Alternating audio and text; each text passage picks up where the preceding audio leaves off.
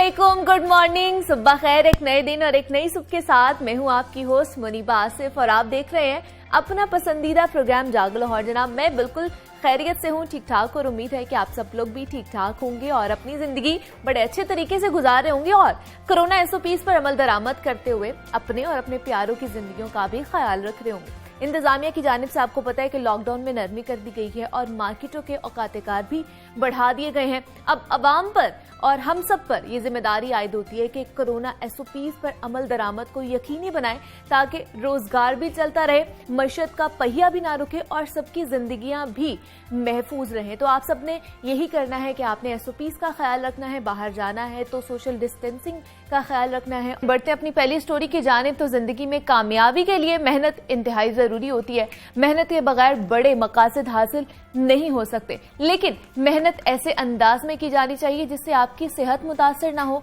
अक़वाम मुत्तहिदा के आलमी इदारे सेहत और इंटरनेशनल लेबर ऑर्गेनाइजेशन की जानिब से सामने आने वाली रिपोर्ट में इंकशाफ हुआ है कि हफ्ते में 55 घंटे से ज्यादा काम करने से दिल की बीमारियां लाहक होती हैं, जिससे मौत का खतरा बढ़ जाता है। ये रिपोर्ट ऐसे वक्त में सामने आई है जब कोरोना वायरस की वजह से काम करने के हालात तब्दील हुए हैं और लोगों को देर तक काम करना पड़ रहा है। ये रिपोर्ट एनवायरमेंट इंटरनेशनल नामी जरीदे में शाया की गई है और देर तक काम करने के खतरात के हवाले से ये पहली रिपोर्ट है। इस रिपोर्ट का डाटा दर्जनों ऐसी तहकीकात से हासिल किया गया है जिनमें लाखों अफराद ने शिरकत की है। एक हद से ज्यादा काम इंसानी सेहत पर असर अंदाज हो सकता है और इससे क्या क्या पेचीदगियां हो सकती हैं, इस पर भी हमने आज बात करनी है और इस सारे चीज को हम लोगों ने डिस्कस करना है। हमारे साथ मौजूद हैं डॉक्टर राशिद नियाज हैं, कंसल्टेंट है, फिजिशियन है, सीनियर रजिस्ट्रार मेडिसिन है और म्यो हॉस्पिटल से आपका ताल्लुक है। अस्सलाम वालेकुम, क्या हाल है आपके? ठीक है। और मैं वेलकम कहती हूँ आपको जागो लाहौर में। Thank you. जिस तरह डॉक्टर साहब के आज मैं बता भी रही थी इनको कि वर्ल्ड हेल्थ ऑर्गेनाइजेशन ने अपनी जो है ना वो एक तहकीक जो है वो सामने आई है, रिपोर्ट सामने आई कि 55 घंटे से ज्यादा काम करने वाले आपके लिए जानलेवा भी साबित हो सकता है। ये 55 घंटे का जो एक दौरानिया है, तो क्या आप इस तहकीक से मुत्तफिक हैं? जी, मैं इस तहकीक से 100% मुत्तफिक हूँ। जो लॉन्ग वर्किंग आवर्स हैं, ये एक हमारा बहुत बड़ा इशूज़ है, ख़ास तौर पे अंडर डेवलप्ड कंट्रीज़ जैसे कि पाकिस्तान है। मतलब है मुलाजमीन को ज़्यादा काम करना पड़ रहा है, 55 घंटे या इससे ज़्यादा काम। बिल्कुल ऐसे ही है। ये WHO ILO के मुताबिक आपकी बीमारियों के रिस्क में इजाफा कर देता है। तकरीबन एक नॉर्मल इंसान का जो वर्किंग आवर्स हैं वो 35 से 40 घंटे तक होने चाहिए एक हफ्ते में। लेकिन अगर आप इससे ज़्यादा काम करेंगे तो वो आपकी बीमारियों के रिस्क में इजाफा करेगा, जिसमें तकरीबन एक बंदा जो 40 घंटे काम करता है और एक बंदा जो 55 घंटे काम करता है, तो उसमें ischaemic heart disease, hypertension, atherosclerosis ऐसी बीमारियां जो हैं, दिल की बीमारियां, उनमें तकरीबन 35% इजाफा मुमकिन है। अच्छा, हाँ जी। तो इसलिए हमें जो वर्किंग आवर्स हैं उनको रिस्ट्रिक्ट करना चाहिए, उसके लिए कोई हमें लॉस बनाने चाहिए ताकि 40 अभी यहाँ पर अगर पाकिस्तान की बात की जाए तो यहाँ पर वर्किंग आवर के कोई भी लॉज नहीं बने हुए या बने हुए और इम्प्लीमेंटेशन नहीं हुआ। मेरा ख्याल ऐसे होगा, बने हुए तो तमाम कवानीन होते हैं लेकिन उन पे इम्प्लीमेंट नहीं होता। लेकिन इवन 55 घंटे तो बहुत दूर की बात है। मतलब है कि यहाँ पे मुलाजमीन जो है बगैर किसी छुट्टी के डेली 12-12 घंटे काम कर रहे हैं। हमारे यहाँ तो वीकेंड का कॉन्सेप्ट नहीं है, मतलब हम हफ्ता इतवार को छुट्टी करना वक्त का ज़िया समझते हैं। तो आप क्या कहते हैं, एक दिन में कितना काम करना चाहिए, कितने घंटे काम करना चाहिए और खुद को आराम देना कितना जरूरी है हमारे? मेरे ख्याल में एक दिन में जो 6 से 8 घंटे है ये मुनासिब काम है। ठीक है। और आपको आराम करना चाहिए। मतलब उस आराम से मुराद 6 से 8 घंटे की आपकी रोजाना नींद होनी चाहिए। अच्छा। आपको अपना फैमिली का टाइम देना चाहिए, आपको अपना एक्सरसाइज का टाइम स्पेयर करना चाहिए। लाइक आपको 40 से 45 मिनट्स कम से कम डेली एक्सरसाइज करनी चाहिए। अच्छा, ठीक है। मतलब एक ये स्केड्यूल अपना डेली का बना लेना चाहिए। हमें डेली बनाना चाहिए। हमारे यहाँ जॉब पे ब्रेक का कॉन्सेप्ट नहीं है। बिल्कुल ऐसे ही हमारे यहाँ वीकेंड का कॉन्सेप्ट नहीं है। सैटरडे संडे, मतलब पूरी दुनिया में सैटरडे संडे ऑफ होता है, लेकिन हमारे यहाँ तो संडे भी ऑफ नहीं होता अनफॉर्चुनेटली। बहुत हमने देखा भी है कि संडे और साथ सैटरडे की छुट्टी मिलती है कि एक लॉन्ग वीकेंड हो जाए। अगर आप 5 दिन काम कर रहे तो 2 दिन आपकी अच्छी गुजर जाए। खासतौर पर पेंडेमिक में वर्किंग आवर्स लोगों के और भी बढ़ गए हैं। मींस कि आप देख रहे हैं कि वर्क फ्रॉम होम हो गया जी। तो that means you are working 24/7। बिल्कुल ऐसे मतलब ऑफिस वाले आपको चलो जी घर से काम कर रहे हैं ना तो करते रहें, लाइक मतलब किसी भी टाइम आपको मतलब कोई वर्किंग आवर्स है ही नहीं, आप हर वक्त ऑन जॉब हो, मतलब आपको किसी भी वक्त कोई काम असाइनमेंट दी हुई है आप करते रहें घर में जी। अच्छा, मतलब टाइम लिमिट उसमें है ही नहीं। मतलब आप ऑफिस में जाते हैं, आप 8 घंटे काम करते हैं, वापस आ जाते हैं, लेकिन अगर आप घर से काम कर रहे हैं तो आप हर वक्त काम ही फिर कर रहे हैं। बिल्कुल ऐसे तो उसमें मतलब आपको रिलैक्स करने का टाइम ही नहीं मिलता। और जिस तरह ये कोरोना की सूरत हाल जिस तरह आप बता भी रहे हैं कि वर्क फ्रॉम होम हो गया है, तो इस तरह हम ज़्यादा काम भी कर रहे हैं, जान मार रहे हैं अपने काम में, तो फिर क्या क्या जो बीमारियां हैं, क्या क्या पेचीदगियां पैदा हो सकती हैं हमारे अंदर, कौन कौन सी बीमारियां लाहक हो सकती हैं? एक्चुअली एक और चीज़ है, जॉब सिक्योरिटी नहीं है। आपको काम करने के लिए वो क्या कहते हैं एफर्ट लोगों को ज़्यादा करनी पड़ रही, मेहनत करनी पड़ रही है। अच्छा, तो इससे ऑब्वियसली साइकोलॉजिकल इम्पैक्ट्स भी आते हैं आपकी, मतलब है कि स्ट्रेस और डिप्रेशन ऐसी बीमारियां बहुत ज़्यादा बढ़ रही हैं कोरोना की वजह से। तो ये ज़्यादा बढ़ गया हुआ है कोरोना की वजह से, तो ये बहुत ज़्यादा हो गया। मतलब है कि एक आपकी फिजिकल इम्पैक्ट आ रहा है आपकी हेल्थ पे, एक साइकोलॉजिकल इम्पैक्ट भी आ रहा है। तो अल्टीमेटली ये चीज़ फिर आपकी परफॉर्मेंस को भी मुतासर करती है। ये आप कितना इम्पैक्ट है इस चीज़ का सिर्फ ये WHO ILO की स्टडी के मुताबिक सिर्फ 2016 में 7.5 लाख डेथ्स जो हैं पूरी वर्ल्ड ओवर वर्किंग आवर्स की वजह से हुई हैं। अच्छा, एक साल में, मतलब that is 30% increase as compare to 20 years back.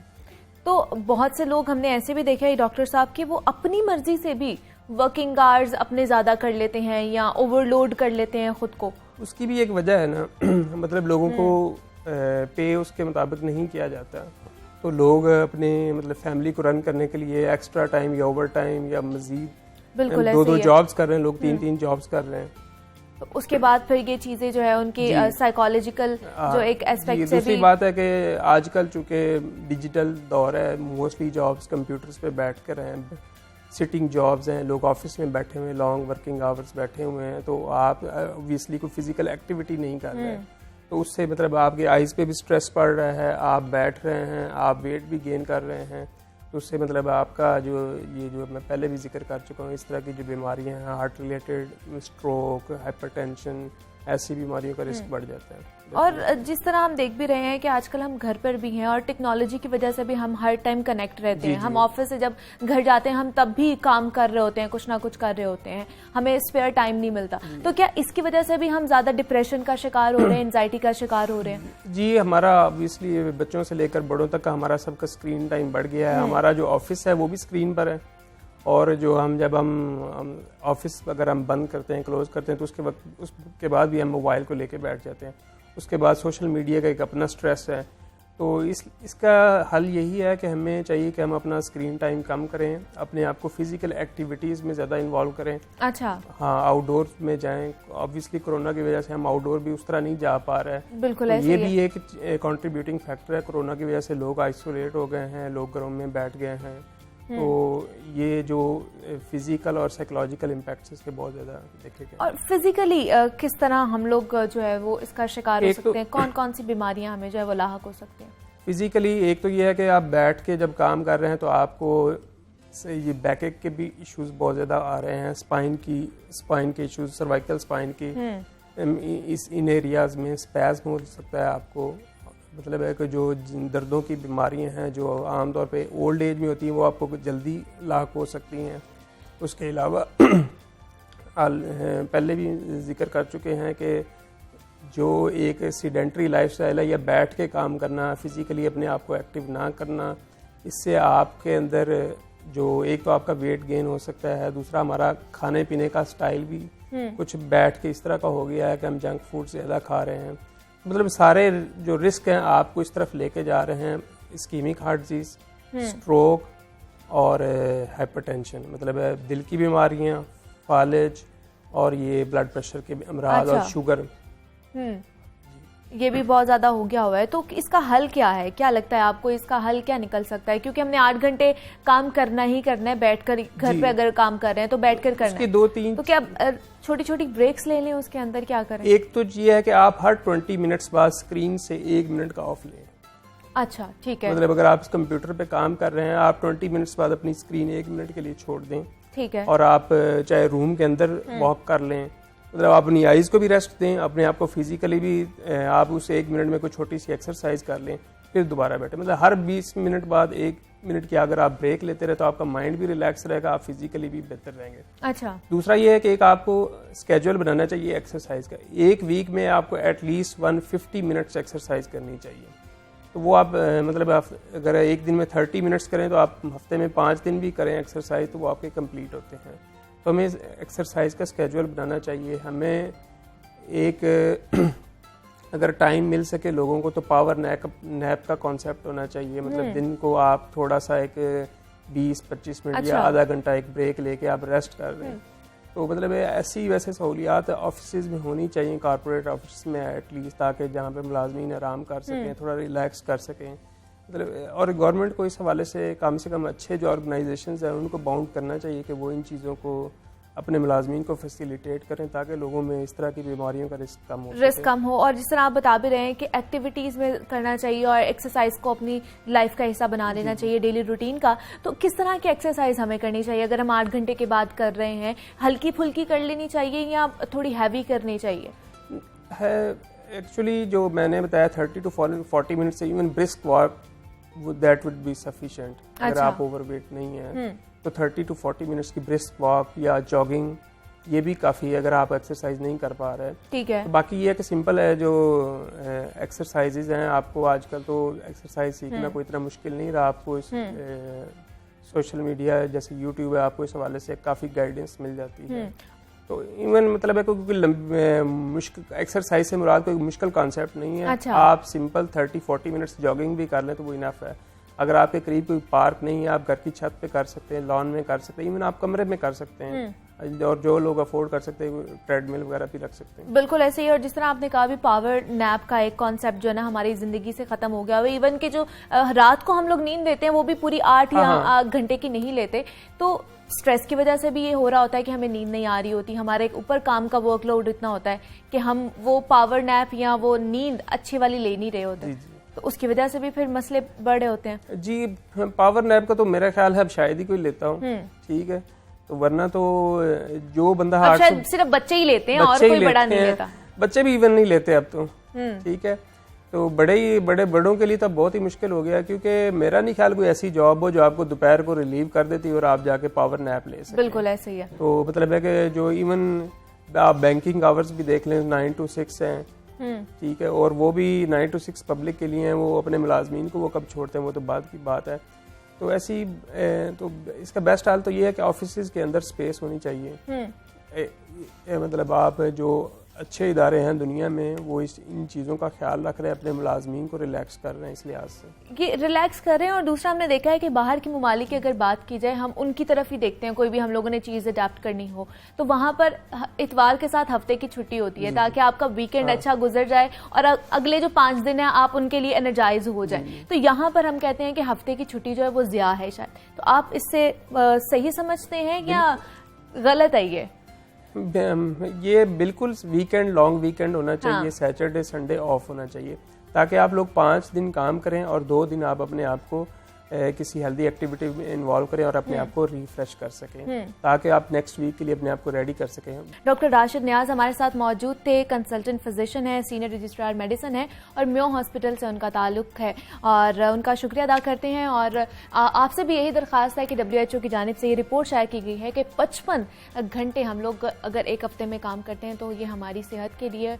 और हमारी बीमारियां बहुत ज़्यादा लाहिक हो सकती हैं इसकी वजह से। तो अपना एक जो स्केड्यूल है, जिस तरह डॉक्टर साहब भी कह रहे थे, उसको मुरतब करें और उसी हिसाब से अपनी डेली रूटीन को शेड्यूल करें। और मज़ीद भी आपसे बात करनी है, लेकिन यहाँ वक्त तो एक छोटी सी ब्रेक का मिलते हैं। इस ब्रेक के बाद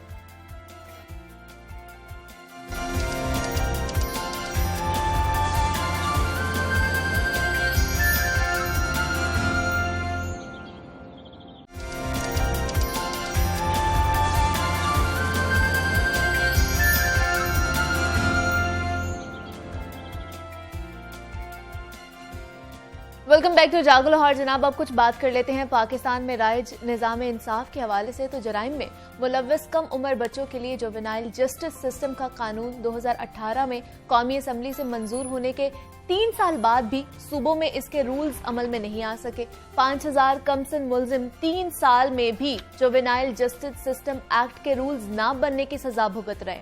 पंजाब में महकमा दाखिला के ज़ेली wing probation and parole department ने 2 माह कबल जुवेनाइल जस्टिस सिस्टम के कानून से मुतल्लिका रूल्स तजवीज करके एडिशनल चीफ सेक्रेटरी दाखिला को भिजवाए थे, लेकिन ताहाल काबीना ने इसकी मंजूरी नहीं दी। पंजाब में रूल्स ना बनने की वजह से सूबे में जुवेनाइल जस्टिस कमेटियां नहीं बन सकी, जो कि जुवेनाइल जस्टिस सिस्टम एक्ट 2018 के सेक्शन 10 की खिलाफवर्जी है। इस कानून के तहत ऐसे जराइम जिनकी सजा 10 साल तक हो सकती है कि केसेस जुवेनाइल जस्टिस कमेटियों में भेजे जाने की बजाय अदालतों में भिजवाए जा रहे हैं, जिससे पाकिस्तान की जेलों में 5000 जबकि पंजाब की 41 जेलों में बंद 3000 से ज्यादा कम उम्र बच्चे मुतासिर हो रहे हैं। ये रूल्स क्यों नहीं बन सके, इसके क्या असरात हो सकते हैं, इस पर बात करते हैं। हमारे साथ मौजूद हैं बैरिस्टर शाहजहां खान है, माहिर कानून है।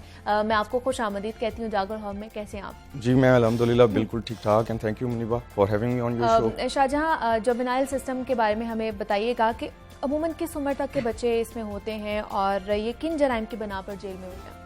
ये मुनीबा जो 18 साल से कम उम्र बच्चे या नौजवान कह लीजिए जो 16-17 साल की उम्र तक पहुंच चुके होते हैं, ये तमाम इस जुवेनाइल कहलाते हैं और ये कानून की नज़र से बच्चों के उससे देखे जाते हैं कि ये चिल्ड्रन हैं। अच्छा। और कानून में जो जहाँ तक आपका दूसरा पार्ट है सवाल का कि जी वो किन जराइम की बिना पर जेल में जाते हैं, सबसे पहले तो मैं वाज़ेह करूँ कि लफ्ज़ जेल सुनते ही हमारे जहन में आम जेलें आती हैं जिनमें बड़े ख़तरनाक कैदियों को रखा जाता है, मगर जुवेनाइल्स के लिए कानून में बहुत एक प्रोटेक्शन प्रोवाइड की गई है कि इनको आम जेलों में रखने की बजाय रिहेबिलिटेशन जुवेनाइल रिहेबिलिटेशन सेंटर्स इनके लिए बनाए गए हैं। अच्छा। इनके लिए ऑब्जर्वेशन होम्स एक्सक्यूज मी बनाए गए हैं जहां इनको रखा जाता है।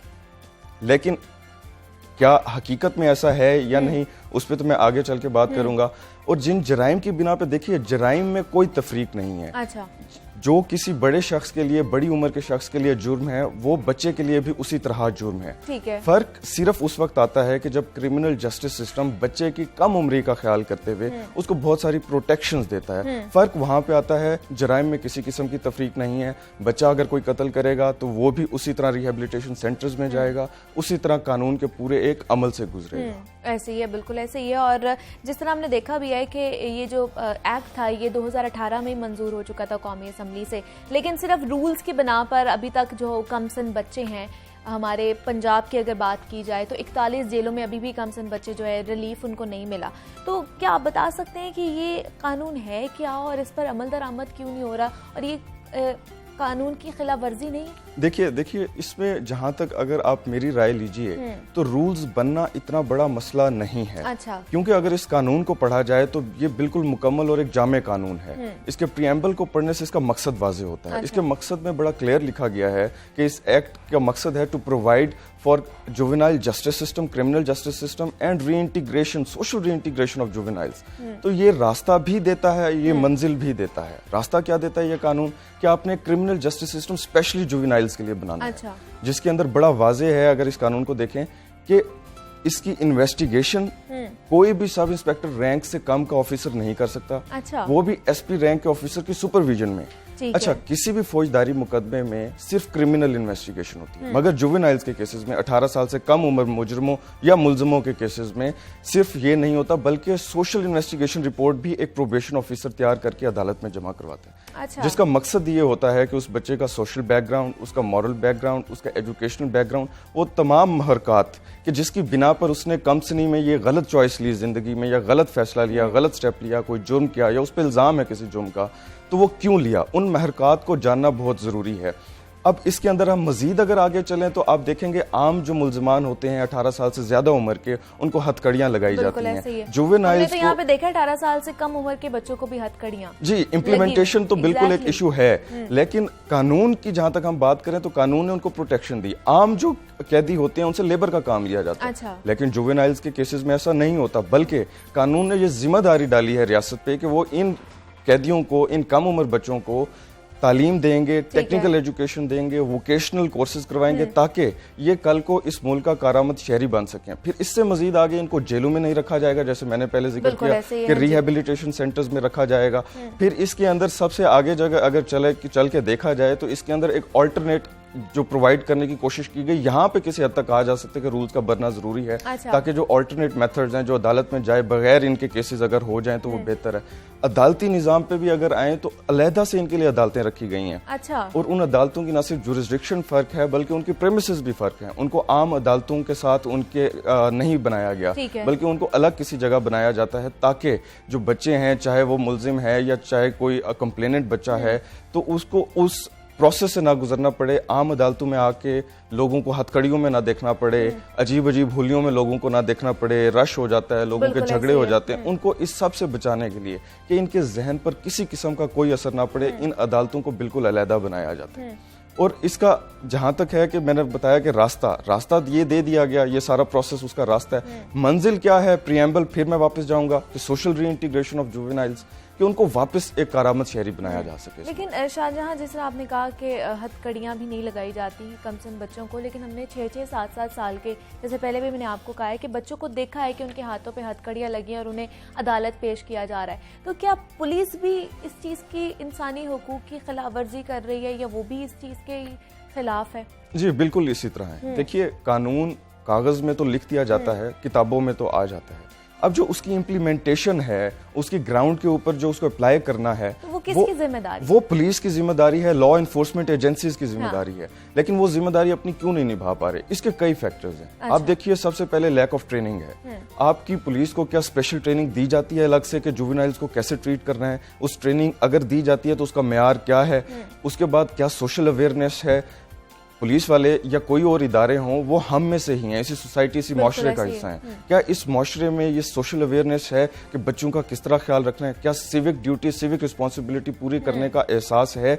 जब वो एहसास हमारे माशरे में नहीं है, जब उसकी ट्रेनिंग लॉ इन्फोर्समेंट एजेंसीज को नहीं दी जाएगी, तो फिर यकीनन यही होगा कि कानून में वाज़े लिखे होने के बावजूद बच्चों को हथकड़ियां भी लगाई जाती हैं और उनको जेलों में भी रखा जाता है, जबकि इसकी ममानियत है कानून में। तो आप बिल्कुल दुरुस्त कह रही हैं। अभी भी जो जिस तरह आपने बताया कि जेलों में रखा जाता है, तो उन्हें उसी जेल में रखा जाता है जहाँ पे बाकी कैदी भी होते हैं। देखिए, कानून क्या कहता है कि जब आप किसी बच्चे को गिरफ्तार करेंगे तो उसको ऑब्जर्वेशन होम में रखेंगे, आम हवालात में बंद नहीं करेंगे, ताकि आम कैदियों के साथ उनका घुलना और मिलना ना हो। उसके बाद अगर आप उनको जेल होती है तो उसके अंदर आम जेलों में रखने की बजाय रिहेबिलिटेशन सेंटर्स में रखा जाएगा। मगर हकीकत में हो क्या रहा है? हो ये रहा है कि सुनते हैं रिहेबिलिटेशन सेंटर का लफ्ज़ तो ऐसे लगता है कोई अलहदा से फैसिलिटी होगी, बच्चों को कोई स्पोर्ट्स की फैसिलिटीज प्रोवाइड हो रही होंगी, जैसे कानून कहता है कि एजुकेशन दी जाती होगी तो बड़े कोई अच्छे स्टैंडर्ड की एजुकेशन दी जा रही होगी, मगर ऐसा नहीं है।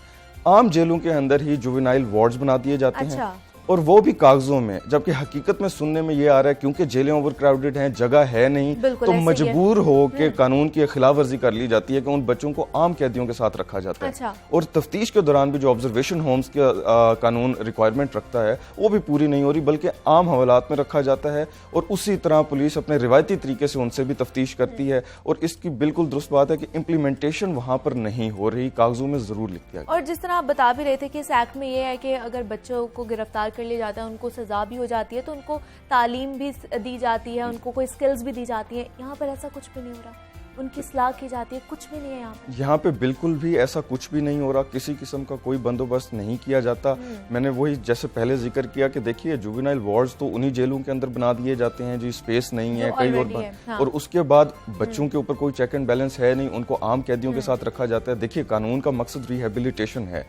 छोटी उम्र में ना समझी में गलत लिए गए फैसलों के ऊपर उनको सारी जिंदगी के लिए कंडेम नहीं किया जा सकता, इसलिए उनको आम कैदियों से अलहदा रखा जाता है, इसलिए उनकी तालीम का बंदोबस्त करने का कहा गया, इसलिए उनको टेक्निकल ट्रेनिंग देने का कहा गया। मगर जब आप उनको आम हवालातियों के साथ बंद कर देते हैं, देखिए छोटा जहन है, कच्ची उम्र है, तो कहीं ना कहीं वो इन्फ्लुएंस होते हैं, देखते हैं कैदियों को कि जी इसके तो पुलिस के साथ बड़े ताल्लुकात हैं, इसको तो खाना भी बाहर से आ जाता है। ये छोटी छोटी चीज़ें जो उनके जहन पे असर करती हैं और उनके कहीं ना कहीं उन लोगों से ताल्लुक बन जाते हैं। तो इसके लिए बहुत ज़रूरी है कि वाकई उनको एजुकेशन दी जाए, वाकई उनको एक रिहेबिलिटेशन सेंटर, जो प्रॉपर सेंस में ये वर्ड है, वहाँ रखा जाए और उनकी तालीम का बंदोबस्त किया जाए। लेकिन शाहजहां, वो सेंटर्स बनेंगे तो उन्हें रखा जाएगा वहाँ पर। बिल्कुल जैसे आप अमेरिका से ये कानून की तालीम भी हासिल कर आए हैं, तो वहाँ पर ये जो जुवेनाइल सिस्टम है वो पाकिस्तान के बराबर अगर देखा जाए तो कहाँ पर है और हम कहाँ पर हैं? कितना मुख्तलिफ है? देखिए, अमेरिका में जितनी भी रियासतें हैं, उनकी स्टेट्स हैं, वो सब बिल्कुल कानून साजी अपनी मर्जी से कर सकती हैं।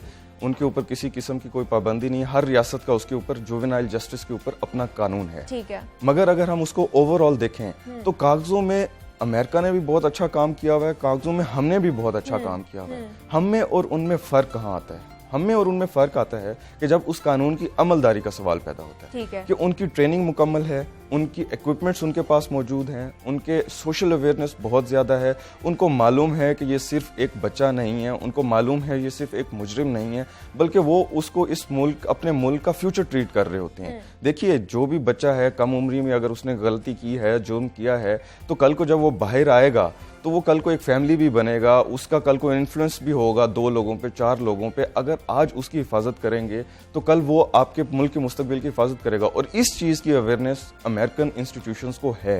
वो इंस्टीट्यूशंस अपनी जिम्मेदारियां निभा रहे हैं। कागजों में हम भी उनसे कम नहीं है, कागजों में हमने भी बहुत कुछ किया हुआ है, लेकिन सोशल अवेयरनेस, अपनी लीगल ऑब्लिगेशन, अपनी ड्यूटी पे पूरा उतरना, ये फ़र्क है जो हमारे और उनके दरमियान है और जो खलीज काफ़ी सालों से चला आ रहा है और वो उसी तरह चलता जा रहा है। लेकिन हमारे यहाँ पे एक शाहजहां मकूला एक बड़ा ही आम है कि अगर आपने बड़ा जराइम पेशा बनना है तो आपको जेल का चक्कर काटना पड़ेगा या लगाना पड़ेगा। तो क्या जेल का मकसद ये है कि आप एक बड़ा जराइम पेशा कारआमद या मुजरिम बन जाएं या इस तरह की चीज़ों में इन्वॉल्व हो जाएं, इसीलिए हम लोग जेल में जाते हैं? देखिए, मकसद तो बिल्कुल वाज़े है कि ये नहीं है मकसद कि लोगों को बड़ा मुजरिम बना दिया जाए।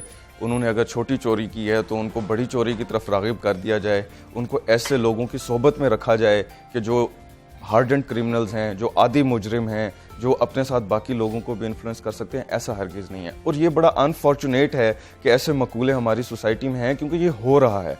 और हो सिर्फ इसलिए रहा है कि जिम्मेदारी स्टेट बिल्कुल अपनी रियासत, अपनी जिम्मेदारी पूरी नहीं कर पा रही। हाँ। आपने हर इंसान को उसकी इंडिविजुअल कैपेसिटी में भी देखना, और ख़ास करके जुवेनाइल्स को, कम उम्र मुलजमान को, आपने उनको इंडिविजुअल इंसान की हैसियत से देखना है। उनके क्या इंटरेस्ट हैं, क्या वो एजुकेशन हासिल करना चाहता है, या वो टेक्निकल कोई एजुकेशन हासिल करना चाहता है, वोकेशनल कोर्स करना चाहता है, वो स्पोर्ट्स की तरफ जाना चाहता है। उसकी बुनियादी जो ज़रूरियात हैं, इनफरादी ज़रूरियात हैं हर एक बच्चे की, वो पूरी की जाएं, तो फिर वो कभी भी अलहदा रखा जाए तो फिर वो कभी भी बड़ा मुलजिम नहीं बनेगा और ऐसे मकूले हमारी सोसाइटी से आहिस्ता आहिस्ता ख़त्म हो जाएंगे। तो क्या लगता है आपको, अभी अगर हम अपने जेलों के सिस्टम को देखें तो क्या अभी भी हमें रिफॉर्म्स लाने की कितनी ज़रूरत है और किस तरह के रिफॉर्म्स अभी भी आनी चाहिए? देखिए, हमारे जेलों के निज़ाम को, हमारे प्रिजन सिस्टम को पूरी ओवरहॉलिंग की ज़रूरत है। इसकी सबसे पहले जो शुरुआत है, हमें सीरियस होना पड़ेगा इस मामले में।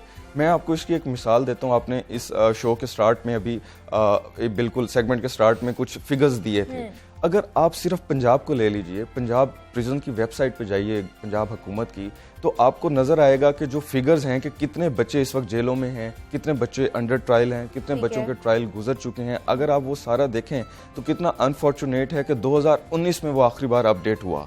2019 से लेकर अब तक तकरीबन 1.5 साल के अरसे में किसी किस्म की कोई अपडेट उस वेबसाइट पे नहीं की गई। अब उसमें फिगर्स शो होते हैं कि 618 बच्चे जेल में हैं, जबकि इनका कानून ये कहता है कि 6 माह के अंदर अंदर आपने उसका केस कंक्लूड कर देना है, ट्रायल मुकम्मल करना है। अच्छा। अब ये देखने के लिए कि क्या 6 माह में कितने ट्रायल कंक्लूड हुए, कितने मुकम्मल हुए, मैं और आप नहीं देख सकते अनलेस कि हमारी सिस्टम के अंदर रसाई हो और हम वहाँ से फैक्ट्स और फिगर्स लेके आए। सबसे पहले तो हमें अपनी डायरेक्शन, अपना किबला दुरुस्त करना पड़ेगा, सीरियस होना पड़ेगा। फिर उसके बाद कि हम कागजों में, किताबों में जो कानून लिख देते हैं, जो बना देते हैं, उस पर अमलदारी की बहुत ज़्यादा ज़रूरत है। उसके आगे बढ़ के हमें फिर आम लोगों को ये अवेयरनेस देने की ज़रूरत है, सोशल अवेयरनेस की ज़रूरत है कि हम रिस्पॉन्सिबिलिटी समझें अपने बच्चों की तरफ कि अगर उन्होंने कुछ गलत किया है तो हम उनका ख्याल रखें। देखिए, कहीं ना कहीं बच्चे का ख्याल नहीं रखा गया तो ही उसने ज़िंदगी में गलत स्टेप्स लिए हैं। तो हमें रिफॉर्म्स इस सोसाइटी में भी करने की ज़रूरत है, हमें अपने सिस्टम में भी करने की ज़रूरत है। और ये बहुत लंबा प्रोसेस है, इसको बहुत वक्त लगेगा। लेकिन अगर आज से ही हम स्टार्ट कर देंगे तो शायद आने वाले दिनों में या आने वाली जो नस्लें हैं हैं वो इस चीज़ से मुस्तफ़ीद हो सके। और जिस तरह मुझे ये बताइए कि कम उम्र बच्चे होते हैं तो क्या उनको लीगल एड देने के लिए कोई तंजीमें, कोई सिस्टम ऐसा मौजूद है? जी जी बिल्कुल, ये रियासत की भी जिम्मेदारी है। कानून में रियासत ने जिम्मेदारी लगा दी है कि ऐसे बच्चों को लीगल एड भी दी जाएगी, और ना सिर्फ ये लिखा गया है कि उनको लीगल एड दी जाएगी, बल्कि जो वकील साहब उनके लिए मुकर्रर होंगे उसके एक्सपीरियंस की रिक्वायरमेंट भी रखी गई है कि ऐसा ना हो कि कोई बिल्कुल नए वकील साहब हों तो वो किसी बच्चे का मुकदमा करें, तो थोड़ा एक्सपीरियंस का मामला भी कानून में रखा गया है। सो लीगल एड के ऊपर फिर जो NGOs हैं उनको भी मुतहर्रिक किया गया है कानून के तहत, और ऐसा नहीं है कि बिल्कुल काम नहीं हो रहा। बहुत NGOs हैं, बहुत लोग हैं, हुकूमत में लोग हैं, बहुत रियासती लोग हैं, बहुत इन्फोर्समेंट एजेंसीज के लोग हैं जो अच्छा काम कर रहे हैं। बिल्कुल उनको लीगल एड भी दे रहे हैं, उनको प्रोटेक्शन भी प्रोवाइड कर रहे हैं, और उनका जिस हद तक ख्याल रखा जा सकता है अदालतों में। देखिए कानून में तो यहाँ तक भी उनको दिया गया है कि उनके केसेस के अंदर किसी भी गैर मुतल्लिका फर्द का दाखिला ममनू होगा, और अगर अदालत चाहेगी तो उस बच्चे की हाजिरी एग्जेम्प्ट करके उसको वीडियो के जरिए भी उस प्रोसेस का हिस्सा बनाया जाएगा। तो बिल्कुल उनको तमाम उनकी लीगल कानूनी रिक्वायरमेंट्स का ख्याल रखा जा रहा है, कानून में रखा जा रहा है। ग्राउंड पे उस हद तक नहीं रखा जा रहा, मगर बिल्कुल NGOs काम कर रही हैं और लोग काम कर रहे हैं। और हम देखते हैं कि जब कोई मुखालिफिन अपने मुखालिफिन के खिलाफ FIR या पर्चा काटते हैं तो उसमें 2-2, 3-3 साल के बच्चों को भी नामजद किया जाता है। तो इसके हवाले से भी कोई इक़दाम उठाए जा रहे हैं? जी बिल्कुल बिल्कुल, इसमें भी देखिए अगर कि बहुत ही ज़्यादा ज़रूरी हो कि उस बच्चे का मुकदमा किसी ज़्यादा उम्र वाले शख्स के साथ चलाया जाना ज़रूरी हो, कि एक ही वाक़या हो और बिल्कुल एक ही किस्म के रोल्स और उनको अलहदा ना किया जा सकता हो किसी भी तरह से, फिर तो शायद अदालत की मजबूरी हो जाती है और उसको इकट्ठा ट्रायल ज़रूर चलाना पड़ता है। मगर अगर उसको सेग्रीगेट, उसमें तफरीक की जा सकती है तो बिल्कुल ऐसा होता है कि उन बच्चों के मुकदमात भी अलहदा चलाए जाते हैं, उनको आम अदालतों से भी बचाया जाता है, आम सिस्टम से भी बचाया जाता है, और फौजदारी जो एक हमारा निज़ाम है जस्टिस का, उस सब से बचा के उसको अलहदा रखा जाता है ताकि उसके जहन पे किसी किस्म का असर ना पड़े। देखिए बच्चा ऑब्जर्व करता है और बच्चों के जहन पे नक्श रह जाते हैं, तो उस सब से बचाने के लिए बच्चे को बिल्कुल सेग्रीगेट किया गया, बिल्कुल अलहदा किया गया। बिल्कुल ऐसा ही है। बैरिस्टर शाहजहां खान हमारे साथ मौजूद थे, माहिर कानून है। शाहजहां, बहुत शुक्रिया आपका कि आपने हमें वक्त दिया, और आप यही कहे जाएगा कि कानून तो यहाँ पर मौजूद है लेकिन उस पर इम्प्लीमेंटेशन करने की बहुत ज़्यादा ज़रूरत है, और अपने कानून निज़ाम को बहुत ज़्यादा बेहतर करने की ज़रूरत है। तो आगे भी हमने आपसे बात करनी है, बहुत सारी गुफ्तगू का सिलसिला बढ़ाना है आगे, लेकिन यहाँ वक्त तो एक छोटी सी ब्रेक का, मिलते हैं इस ब्रेक के बाद।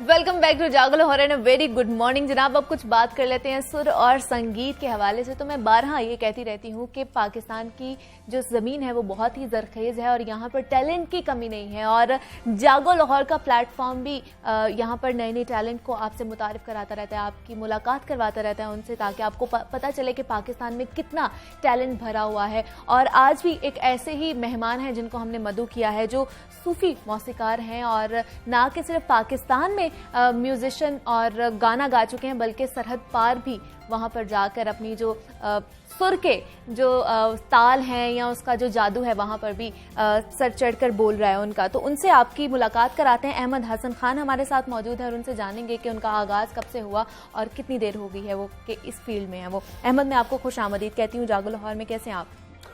मैं बिल्कुल ठीक हूँ, आप सुनाएं, आप ठीक हैं? मैं भी बिल्कुल ठीक ठाक हूँ। अहमद, कब से आपने ये स्टार्ट किया, आगाज़ कब से किया आपने इसका? आगाज़ तो मेरा बचपन से ही था। अच्छा।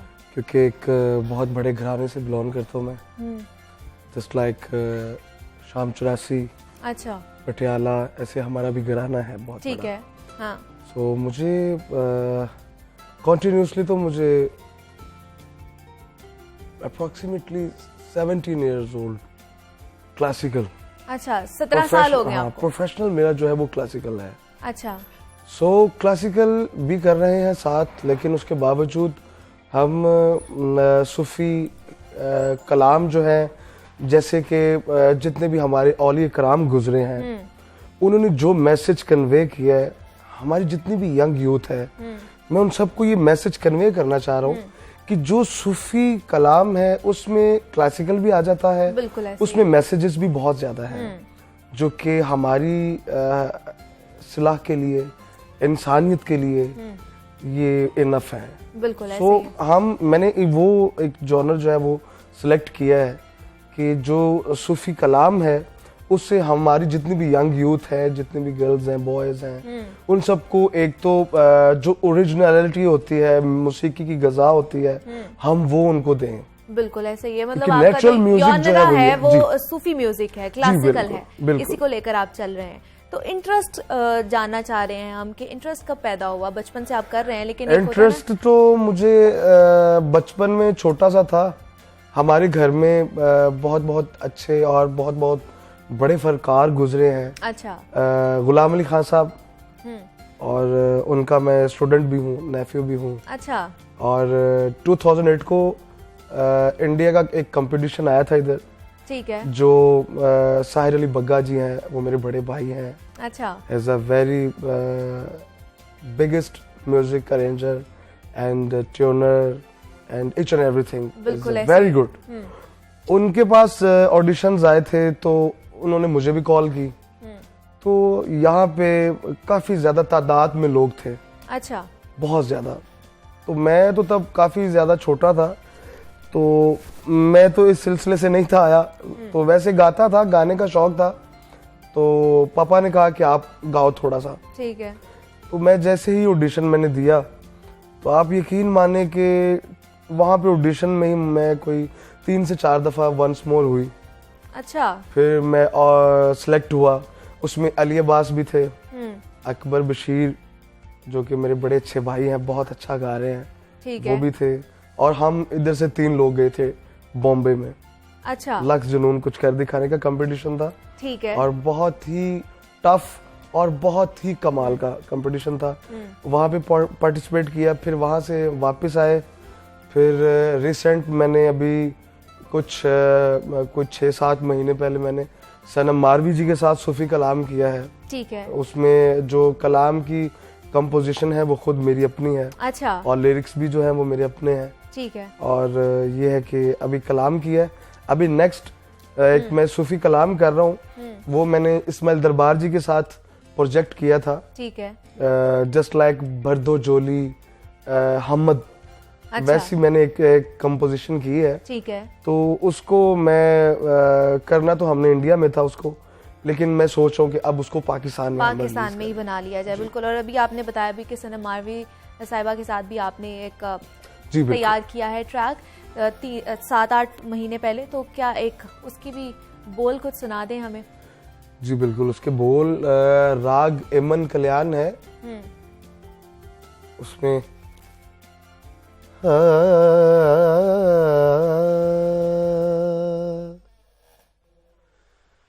चल बुलिया चल थे चलिए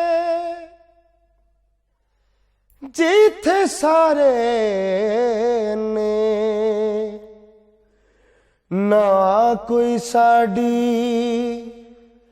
जात पछाणे, ना कोई सानो मन्ने, बुल्ले शादे वांगू इश्क दी माला पा लईए, बुल्ले शादे वांगू इश्क दी माला पा लईए, वेला हथ नहीं आउणा चल के यार बना लईए, दम इश्क इश्क मौला दम इश्क इश्क मौला दम इश्क इश्क मौला दम इश्क इश्क। दिल है खाना काबा रबदा, दिल है मस्जिद मंदिर, बारों हवरे की लबनाए यार है तेरे अंदर, यार दी चरनी पैके अपनी गल निभा लईए, वेला हथ नहीं आउणा चल के यार बना लईए, दम इश्क इश्क मौला दम इश्क इश्क मौला दम इश्क इश्क मौला। बहुत ही खूब, बहुत तो ये अच्छा। कंपोजिशन थी और बहुत मजे की थी। और मजे की बात बताऊं कि सनम मारवी जी को खुद बहुत पसंद है ये राग। एमन कल्याण जो है वो खुद बहुत लाइक और बहुत, she is a very beautiful voice and nature, it's and everything, बहुत वो इंसान बहुत अच्छी है। बिल्कुल ऐसे ही है। और जिस तरह आपने बताया कि कॉम्पोजिशन भी आपने खुद ही की जी, तो कितना वक्त लगता है एक कॉम्पोजिशन को? ये कॉम्पोजिशन जो होती है ये कोई रटी हुई चीज तो होती नहीं है, ये आमद की बात होती है। जैसे आपके दिल में, आपके दिमाग में कुछ अच्छी सी सोच आए, उसको आप फौरन उसको बना लो। तो मतलब ये मैं यही कहूँगा कि ये ऊपर वाला ही अता करता है बस। अच्छा, लेकिन फिर भी मैक्सिमम कितना टाइम लग जाता है एक को कंप्लीट करते हुए? ये कंपोजिशन किसी मेरिट पे डिपेंड करती है। अच्छा। कुछ कंपोजिशंस ऐसी होती हैं कि जिनमें 5 मिनट लग जाते हैं। अच्छा।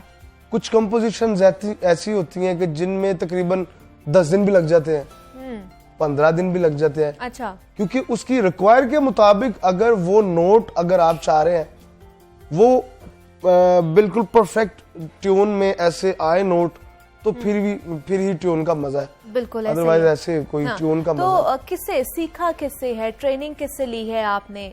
कौन आपके कह लें उस्ताद कौन है? मैंने आपको बताया ना कि मैं बहुत बड़े घराने से। बिल्कुल ऐसे ही है। कुछ बाबा की तालीम थी, कुछ गुलाम अली खान साहब, बाबा जी गुलाम अली मुंडे की से। अच्छा। हमारा मुंडे की घराना है। अच्छा। तो बहुत अच्छे उनमें नाम हुए हैं। ठीक है। जस्ट लाइक शाहिद अली नुसरत, जिनका सॉन्ग बिना पीते जिदी खातिर में हरदम डोल, ये बहुत वर्ल्ड फेमस हुआ है सॉन्ग। तो अभी रिसेंटली उनकी डेथ हो गई है। तो वो भी थे, वो भी इज माय कजन। मैंने तालीम ली गुलाम अली खान साहब, बाबा जी गुलाम अली मुंडे की। अच्छा। उनसे तालीम ली। फिर उसके बाद मैंने जिस जगह से मुझे जो कुछ भी मिलता रहा है, क्योंकि ये एक समुंदर है। बिल्कुल ऐसे ही है। और मौला कायनात का फरमान है सरकार हजरत अली करमुल्लाह वजह का कि आपको जहां से भी कुछ जो भी हासिल होता हो आप वो वहां से कीजिए। बिल्कुल ऐसे ही है, वहां से हासिल कर लीजिए। बिल्कुल ऐसे ही है। आपका एक गाना भी है किथे जावा हम। जी बिल्कुल, ये बेसिकली कंपोजिशन जो है वो तो उस्ताद नुसरत फतेह अली खान साहब की है। और मेरे दिल को इतनी ये भाई और इतनी खूबसूरत लगी कि मेरा दिल किया कि मैं ये कंपोजिशन को ट्रिब्यूट करूं। अच्छा। खान साहब को। हाँ। और मैंने ये कुछ अर्सा पहले मैंने ये ट्रिब्यूट किया खान साहब को। और मुझे इंडिया से बहुत अच्छी पजीराई मिली है, बड़ी अपॉर्चुनिटी मिली है। और ये बड़ी अच्छी कंपोजिशन है, मुझे खुद बहुत पसंद है। मुझे बताइए अभी तक कितनी एल्बम्स जो हैं वो आप रिलीज कर चुके हैं आपने? मेरे कुछ सॉन्ग्स हैं 1-2 जो कि अभी मैंने ऑडियो कर ली है, लेकिन मेरा दिल है कि मैं उनको दुबई में शूट करूं। सो कोविड की वजह से काफ़ी ज़्यादा, एक तो सब ही पूरी दुनिया में ये हालात ऐसे बने हुए हैं कि पूरी दुनिया जद में छाई हुई है। और मेरी दुआ है अल्लाह पाक जल्द अज जल्द अपने हबीब के सदक़े में इस आफत को टलाए, ये वबा को निस्तो नबूद करे। तो बस ये जैसे ही कुछ हालात बेहतर होते हैं तो मेरा नेक्स्ट प्लान यही है कि मैंने वीडियोस शूट करने उधर दुबई में। ठीक है। और कुछ मैं इधर भी एक कलाम है जो कि मैंने आपको बताया, वो मैंने इस्माइल दरबार जी के साथ प्रोजेक्ट किया था। कुछ मसले की वजह से मैं पाकिस्तान में उसको रिलीज कर रहा हूँ बहुत जल्द। और जिस तरह अहमद आपने बताया भी कि नामवर घराने से आपका ताल्लुक है, तो उनका कोई एक ऐसा सॉन्ग हो या कोई ऐसे सूफी म्यूजिक हो जो आपको बहुत ज्यादा पसंद आया हो? जी बिल्कुल। और हमारे साथ आप शेयर करने? हमारे घराने का बिल्कुल है ऐसा, और मैं आपको सुनाना चाहूंगा। जी जी जरूर।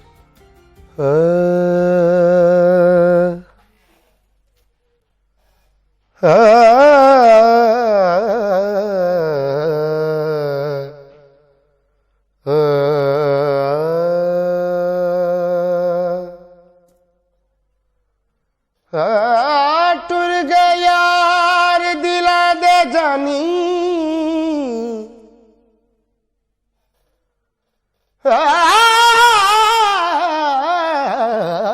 टुर गया यार दिला दे जानी, सिर दे गे पर गमा दे,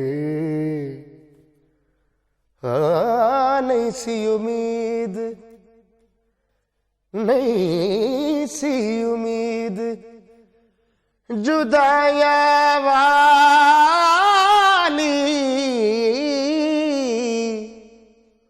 ओ कर गए पंद थला दे। ये हमारा पंजाबी अंग है, अच्छा, जो हमारी नेचुरलिटी है, हमारी सकाफत है। ठीक है, वो मैं आपको सुना रहा हूँ। जरूर। कोई जुटदा खा जादा, पंजाबी थोड़ा है। कोई उड़दा खा जादा ते सजन मुका छड़ दे, लग मौत दा ना जांदा, अखियां लाया, अखियां लाया, तेरा हंसना आया, मैं अखियां लाया, तेरा हंसना आया वे माही, अखियां लाया, तेरा हंसना आया, मिल दिया सार चला, मिल दिया सार चला, वे पै गया जुदाया, अखियां लाया,